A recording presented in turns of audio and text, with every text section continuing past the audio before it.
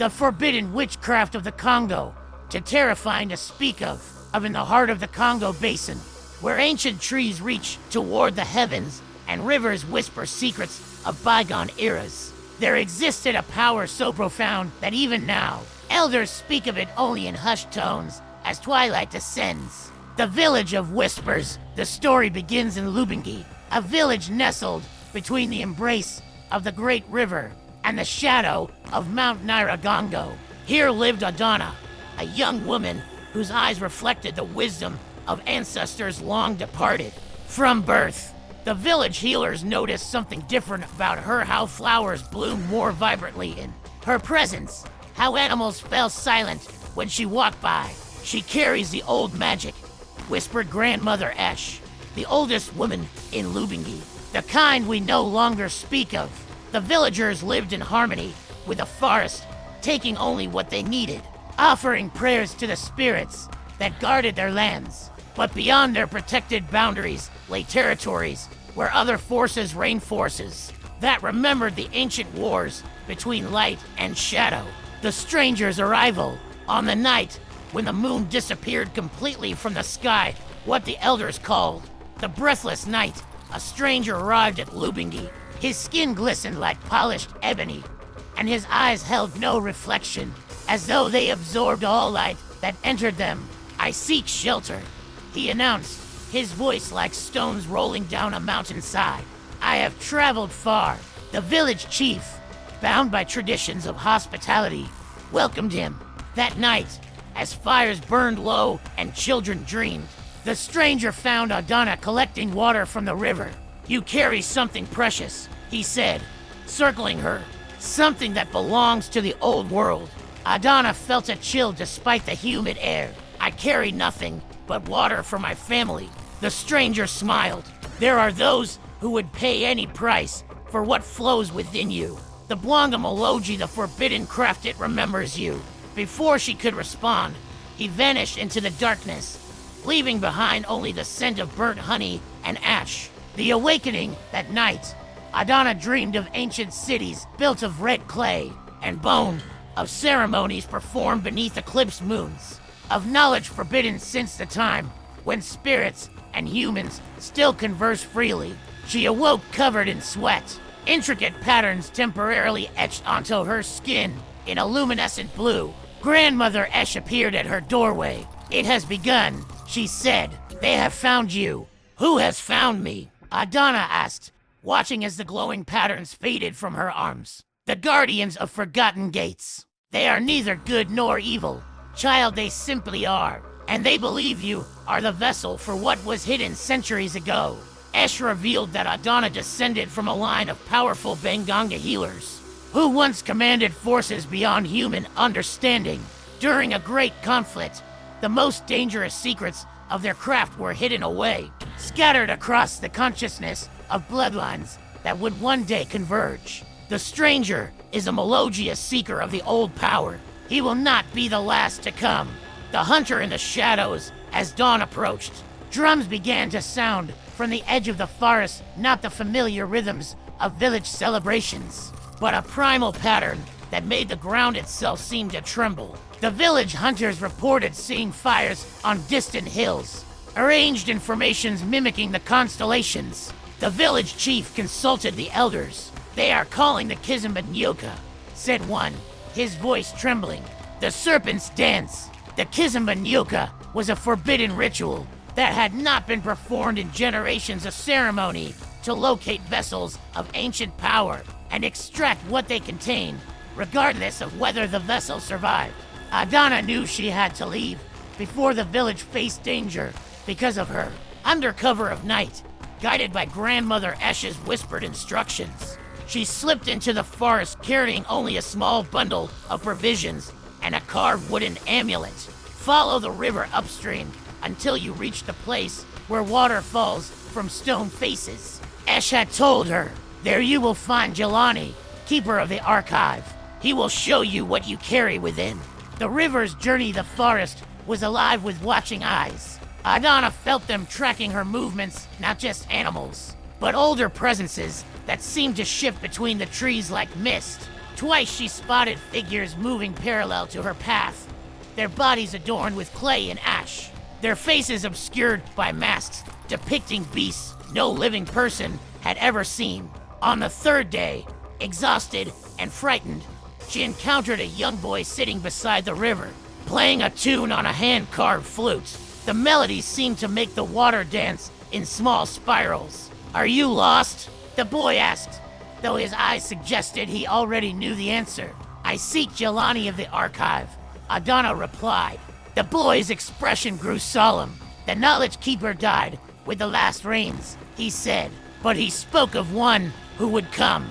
He left something for you." The boy reached into the hollow of a nearby tree and retrieved a bundle wrapped in leaves and tied with fibrous vines. When Adanna touched it, the patterns reappeared on her skin, spreading up her arms like blooming flowers. "What is happening to me?" she whispered. "The Kindoki awakens," said the boy, who suddenly seemed far older than his appearance suggested. "The power that sleeps in blood and bone." The Archive of Whispers. The boy led Adanna to a cave hidden behind a curtain of falling water. Inside, thousands of small clay tablets lined recessed shelves, each marked with symbols that seemed to shift and change when viewed directly. "This is what remains of the Archive," the boy explained. "When the colonial powers came with their new gods and burning weapons, the keepers of old knowledge hid what they could. Some wisdom was preserved in objects. The most dangerous secrets were hidden in bloodlines, dormant until needed." At the center of the cave stood a pool of water so still it resembled black glass. The boy instructed Adanna to gaze into its depths. As she did, visions flooded her mind, rituals that could command weather, words that could bind spirits, knowledge that could reshape the very fabric of reality. "This is the forbidden witchcraft," the boy said. "Not evil as the missionaries claimed, not demonic as conquerors feared, but power beyond their understanding, power they could not control." "Why me?" Adanna asked. "Why now?" "Because darkness grows again. The barrier between worlds thins. Those who would misuse the old ways gain strength. The Kindoki chooses its vessels carefully, and it has chosen you." The hunters closed in. Their conversation was interrupted by a distant sound. The drums had resumed, closer now. The boy's expression darkened. "The Muloji have tracked you. They bring the Ndoki shadow walkers. We must prepare." From a hidden chamber, he retrieved artifacts of another age.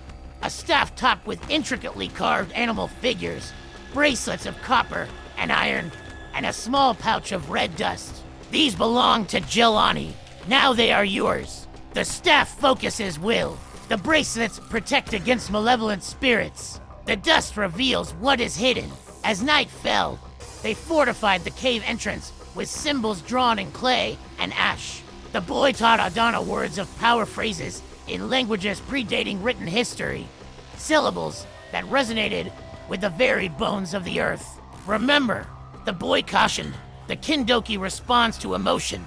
Fear weakens it. Courage strengthens it. Purpose directs it." The serpents danced under cover of darkness. Figures encircled the waterfall, 24 men and women with bodies painted in patterns resembling serpent scales. They moved in perfect unison, their dance causing the very air to ripple like disturbed water. At their center stood the stranger from the village, his eyes now glowing with an unnatural amber light. In his hands he held a carved obsidian blade, its edge glistening with some unknown substance. "Come forth, vessel," he called, his voice carrying unnaturally through stone and water.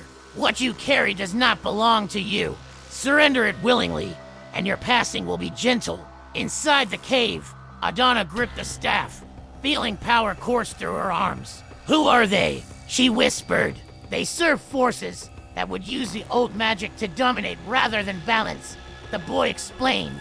"In ancient times, such seekers were banished beyond the veil. Some have found ways to return." Adanna felt something stir within her, knowledge rising like bubbles through dark water. Symbols formed in her mind, accompanied by words she somehow understood despite never having heard them before. "I know what I must do," she said, her voice resonating with newfound authority.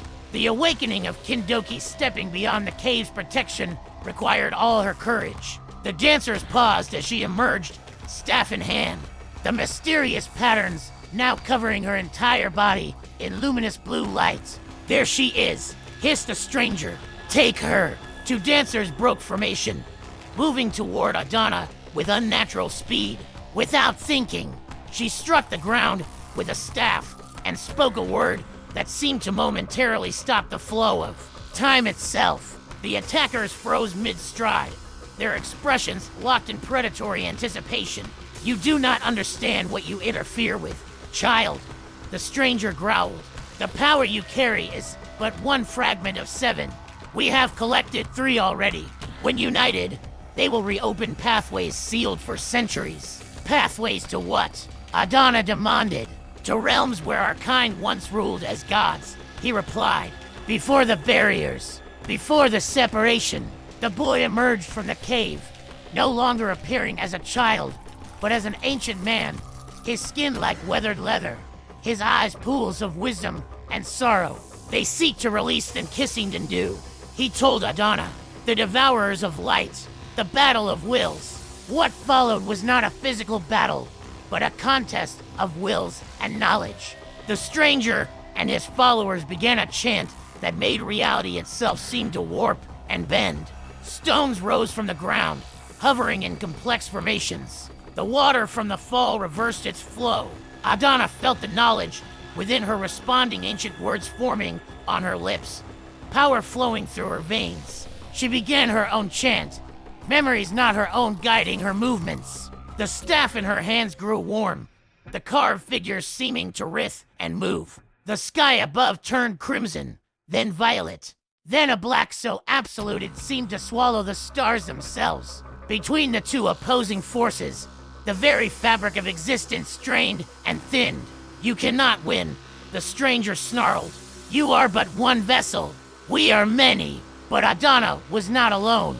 From the forest emerged figure spirits of ancestors, guardians of sacred places, entities that existed between worlds. They had been drawn to the awakening power, gathering to witness and, if worthy, to aid. The Kindoki does not stand alone, said the boy who was not a boy. It never has. The price of power as the battle of wills reached its crescendo. Adanna understood the true nature of the forbidden witchcraft. It was neither good nor evil, but a profound responsibility, a covenant between humanity and the deeper forces of creation. Those who sought to claim it for domination would forever be consumed by it. Drawing upon reserves of courage she hadn't known she possessed, Adanna spoke the sealing words, phrases that had been hidden within her bloodline for generations. Waiting for this moment, the ground beneath the stranger and his followers began to glow with intricate patterns, forming a vast symbol visible only from above. You cannot banish us forever. The stranger raged as the earth itself seemed to open beneath him. The barriers weaken. We will return, and guardians will be waiting. Adanna replied, completing the ritual. In a flash of light that momentarily turned night to day, the Shadow Walkers were gone, not destroyed, but banished once more beyond the veil between worlds. The cost was great. The ritual had drawn deeply on Adanna's life force. She collapsed, the staff falling from her grasp. The new guardian, when Adanna awoke, she lay beside the river, the rising sun warming her face. The boy sat nearby, once again in child form, playing his flute. Did we succeed? She asked. For now, he replied. The forbidden knowledge remains safe within you, and the Shadow Walkers are banished. But the barrier continues to thin. Others will come seeking what you carry. Adanna looked down at her arms, where faint traces of the patterns remain no longer glowing, but now part of her skin like delicate tattoos. What am I to do now? She asked. You must become what I am, the boy said. A keeper, a guardian, one who preserves the old knowledge while understanding when it must be used and when it must remain hidden.